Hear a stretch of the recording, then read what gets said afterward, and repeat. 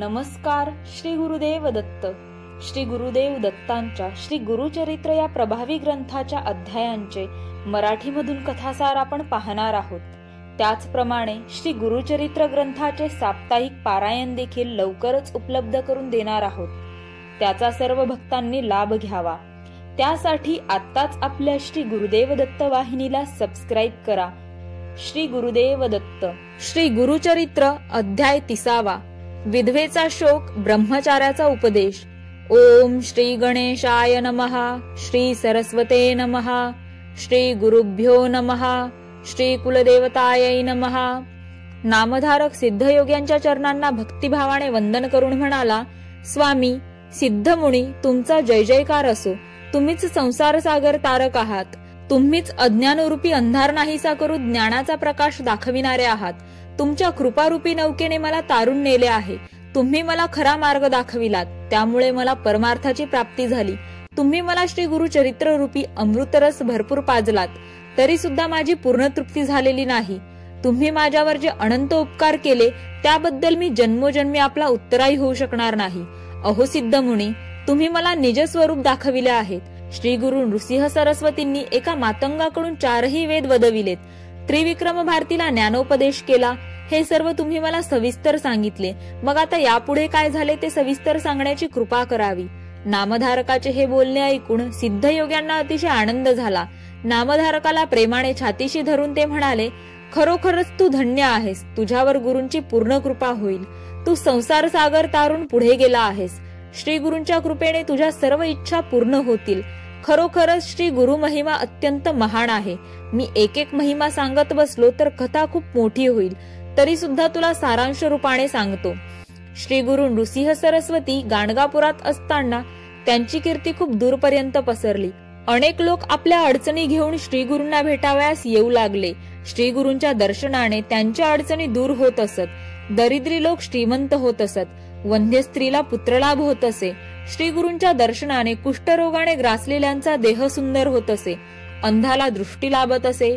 बहिऱ्याला चांगले ऐकू येत असे. असाध्य रोगाने ग्रासलेल्यांना उत्तम आरोग्य लाभत असे.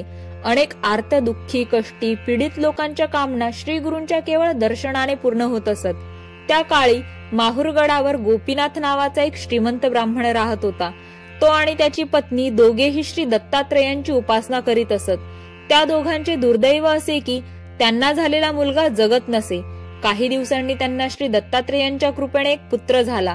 त्यांनी त्याचे नाव दत्त असे ठेवले. एकुलता एक पुत्र म्हणून त्याचे खूप लाड व कोड कौतुक होत असे. 5व्या वर्षी त्यांनी दत्ताची मुंज केली. 12व्या वर्षी त्याचा विवाह केला. त्याची पत्नी दिसावयास अतिशय सुंदर होती.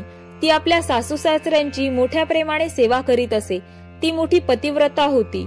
सुस्वभावाची होती. दोघेही एकमेकांवर जीवापाड प्रेम करीत असत. विवाहानंतर 3 वर्षांनीच दत्ताला असाध्य असा क्षयरोग झाला. अनेक औषधोपचार केले, नवस सायास केले, पण कशाचाही उपयोग होत नव्हता. रोग बळावत चालला होता. त्याच्या पत्नीने व आई वडिलांनी श्री दत्तात्रेयांचा धावा केला. श्री दत्तगुरूंच्या कृपेने हा पुत्र झाला होता. असे असतानाही हा अल्पायुषी ठरावा याचे त्यांना वाईट वाटत होते. शेवटी वैद्य म्हणाले, आता याला केवळ परमेश्वरच वाचवू शकेल. आपल्या हातात काही नाही. वैद्यांचे हे निर्वाणीचे बोलणे ऐकून आई वडील शोक करीत श्री दत्तगुरूंचा धावा करू लागले. हे जगन्नाथा दत्तात्रेया, आम्ही आराधना केली, त्यामुळे प्रसन्न होऊन तो आम्हाला हा पुत्र दिलास. आमच्या वंशातला हा एकुलता एक पुत्र. हा जगला वाचला नाही तर आम्ही प्राणत्याग करू. आई वडिलांची ही अवस्था पाहून दत्तला अतिशय वाईट वाटले. तो त्यांना म्हणाला, खरे तर मी तुमची सेवा करावयास हवी, पण आज दुर्दैवाने तुम्हालाच माझी सेवा करावी लागत आहे. पण आपण काय करणार? आले देवाजीच्या मनात, तेथे कोणाचे काही चालेना, हेच खरे. तो आपल्या पत्नीला म्हणाला, आता माझे काही खरे नाही. तू माझ्यासाठी खूप कष्ट सोसलेस. गतजन्मी तू माझी ऋणी असशील. ते ऋण तू या जन्मी माझी सेवा करून फेडते आहेस. तुझी इच्छा नसेल तर तू येथे राहू नकोस. तू तुझ्या आई वडिलांकडे जा, तेथे तरी तुला सुख लाभेल. माझ्याशी विवाह करून तुला दुःख कष्ट भोगावे लागले. आता तुझे सौभाग्यही राहणार नाही, म्हणून तू माहेरी जा. हे त्याचे शब्द ऐकताच ती शोक करू लागली. ती म्हणाली, तुम्ही असे का म्हणता? तुमच्याशिवाय जिवंत राहण्याची मी कल्पनाही करू शकत नाही.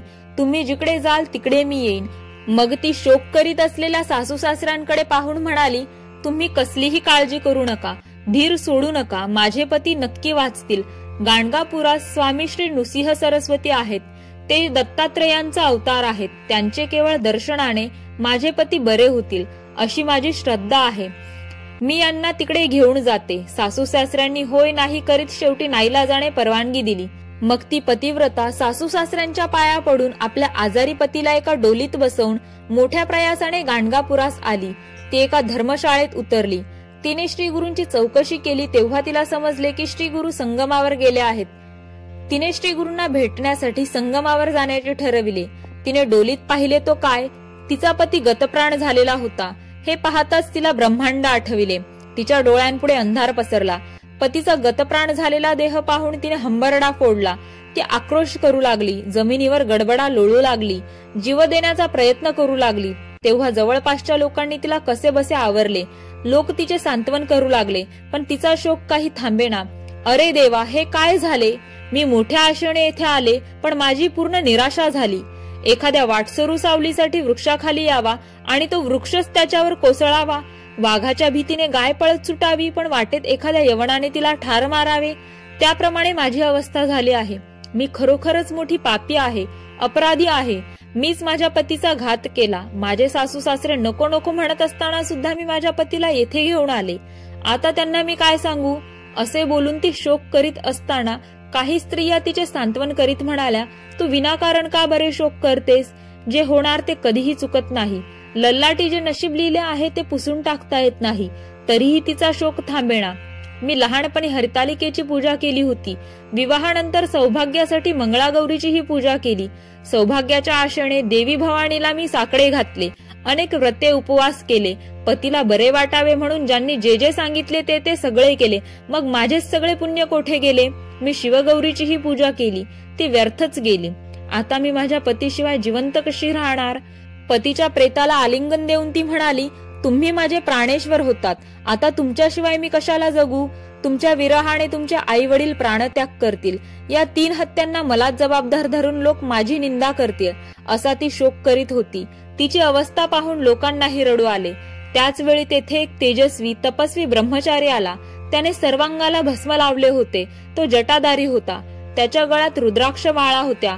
हातात त्रिशूळ होते. तो त्या शोकाकुल स्त्रीची विचारपूस करीत म्हणाला, तू विनाकारण का बरे शोक करीत आहेस? कपाळी जे लिहिले गेले असेल ते तसेच घडणार. जे प्रारब्धात असते ते भोगावेच लागते. तू कितीही दिवस शोक करीत बसलीस तरी तुझ्या पतीच्या प्रेतामध्ये प्राण येणार नाही. या जगात मृत्यू कोणाला चुकला आहे का? तू ज्याला पती म्हणतेस तो पूर्वी कोठे होता? तुझा जन्म कोठे झाला? पूर्वी तुझे आई वडील कोण? समुद्रात योगायोगाने 2 लाकडे एकत्र येतात, पण पाण्याच्या एकाच लाटेने ती एकमेकांपासून दूर जातात. ती पुन्हा कधीही एकत्र येत नाहीत. तशीच सर्व नातीगोती असतात. एखाद्या वृक्षावर काही पक्षी विश्रांतीसाठी येऊन बसतात व पुन्हा 4ही दिशांना उडून जातात. हा संसार असाच आहे. येथे कोणीही कायमचा टिकत नाही.